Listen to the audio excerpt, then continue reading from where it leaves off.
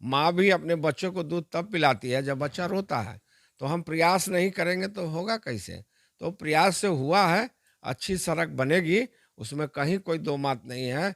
लड़ करके उस सड़क को जब लाए हैं, तो निश्चित रूप से वो बनाएँगे भी, उसका अच्छा सड़क बनवाएँगे, चाहे जो भी ठेकेदार हो, उनको अच्छा सड़क बनाना पड़ेगा और लोग चलेंगे उसका लाभ। मुख्यमंत्री के आवास से अपहरण हुआ करता था। विकास तो था ही नहीं था। मुख्यमंत्री बोलते थे सड़क बना देंगे, तो पुलिस आ जाएगी, गांजा रोपे हुए पकड़ के ले जाएगी, इसलिए सड़कें नहीं बनाएंगे। ये विजन था आरजेडी के नेता का। नमस्कार, आप देखना शुरू कर चुके हैं सीतामढ़ी की आवाज़। मैं हूं आपके साथ आरएस कुमार। हमारे साथ परिहार विधानसभा के पूर्व विधायक सपा भाजपा के दिग्गज नेता रामनिवास यादव जी हैं। सबसे पहले सीतामढ़ी की आवाज़ पे स्वागत है सर। आपका भी स्वागत है। हाल ही के दिनों में आप परिहार विधानसभा में गाजे बाजे के साथ एक रोड के शिलान्यास में गए थे। काफ़ी लंबे समय से उस रोड का जो स्थिति था वो सही नहीं था। लगातार लोग जो डिमांड कर रहे थे कि उस सड़क का जो है निर्माण होना चाहिए। सोनवर्षा रजवाड़ा होते हुए लोखर से भूतही तक वो सड़क का जो है शिलान्यास आप लोगों ने किया। क्या लगता है किस तरीके का सड़क है? और काफ़ी दिनों से इस सड़क का जो है डिमांड हो रहा था लोगों द्वारा।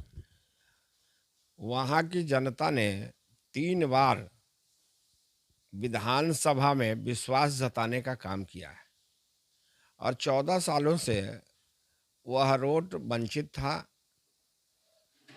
आम आदमी को चलने में भी कठिनाई हो रही थी और माननीय विधायक श्रीमती गायत्री देवी जी के अथक प्रयास विधानसभा में हो रहे थे। जो भी फोरम रहा हो, उस फोरम पर उसकी बात हो रही थी। यहाँ तक प्रभारी मंत्री को भी उस जगह ले जाया गया था कि कितनी कठिनाई वहाँ की जनता को है। और स्वाभाविक है, उस कठिनाई के लिए गायत्री जी लड़ रही थी और उसमें सफलता मिली जब मुख्यमंत्री से वार्ता हुई और मुख्यमंत्री को कहा गया कि 14 सालों से इस पर कोई काम नहीं हुआ है और यहाँ जनता चल भी नहीं पा रही है ठीक से, रास्ता बदल के जा रही है। तो उन्होंने सेक्रेटरी को कहा कि इसको 1 से 2 महीने के अंदर में स्वीकृति प्रदान करिए। और माननीय विधायक जी को भी हम साधुवाद और धन्यवाद देना चाहते हैं कि उनके प्रयास से यह सफलता मिली। वह जो सड़क है सोनबरसा से रजवाड़ा, मढ़िया, लोकर होते भूतही, ये सारे 22 किलोमीटर सड़क है। 29 करोड़ रुपए में उस सड़क को बनना है, अच्छी सड़क बननी है उसको। और 7 करोड़ रुपए की लागत से झीम नदी में पुल बनना है, आरसीसी पुल बनना है। मतलब 36 करोड़ रुपए की लागत से हमको नहीं लगता है कि सीतामढ़ी और इधर 3-4 जिलों में भी एक रोड और पुल में इतना पैसा कहीं मिला हो जो दिया गया है। लोगों में उत्साह था, लोगों में खुशी थी कि जो कष्ट हम झेल रहे थे वह कष्ट का निवारण होने जा रहा है। इसीलिए गाजे बाजे के साथ लोग स्वतः आए थे, हमारा कोई उसमें प्रबंधन नहीं था। स्वतः लोग वह गाजे बाजे के साथ आए थे खुशी में कि अब हमको अच्छी सड़क मिल रही। अच्छा, लगातार 3 बार से आप लोगों को मौका मिल रहा था परिहार से। आप लोग इसमें लगता है कि काफ़ी ज़्यादा मशक्कत करना पड़ा, तब जाके इतना समय लगा है। इस पूरे सड़क निर्माण को लेकर, शिलान्यास को लेकर, अब बनने जा रही है इसको लेकर कितना मेहनत लगा था? मेहनत तो प्रयास ही होता है। जनता तो चुनाव जिता के भेजी है प्रयास करने के लिए ही, काम करने के लिए ही। तो वो मेहनत था कि दिन रात उसमें लग के उसको काम कराना है, अपने परिश्रम को उसमें झोंकना है, करना है। माँ भी अपने बच्चों को दूध तब पिलाती है जब बच्चा रोता है। तो हम प्रयास नहीं करेंगे तो होगा कैसे? तो प्रयास से हुआ है, अच्छी सड़क बनेगी, उसमें कहीं कोई दो मत नहीं है। लड़ करके उस सड़क को जब लाए हैं, तो निश्चित रूप से वो बनाएँगे भी, उसका अच्छा सड़क बनवाएँगे, चाहे जो भी ठेकेदार हो, उनको अच्छा सड़क बनाना पड़ेगा और लोग चलेंगे, उसका लाभ उठाएँगे। अच्छा, फिर से एक बार नीतीश कुमार आप लोग के साथ आ गए हैं। अब आप लोग सरकार में हैं। सरकार में आने का कुछ तो सहूलियत मिल रहा होगा इस सब। नहीं, सरकार नहीं, हम अगर जनप्रतिनिधि सजग हो, तो बिना सरकार के भी हम काम कराते हैं। हमको सदन में सवाल उठाने का, सड़क पर लड़ने का अधिकार तो संविधान में है ही और उस अधिकार का जनता जनप्रतिनिधि बना देता है।